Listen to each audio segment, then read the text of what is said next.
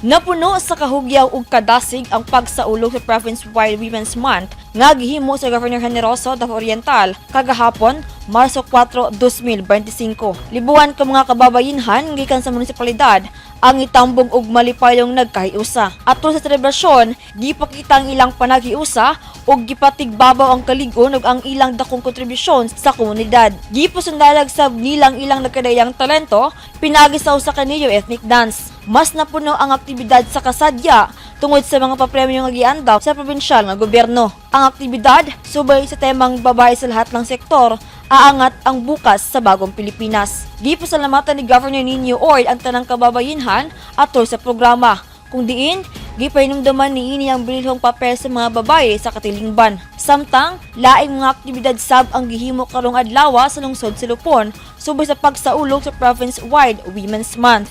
Shiny Bulyaser, Newsline Philippines. Stay safe!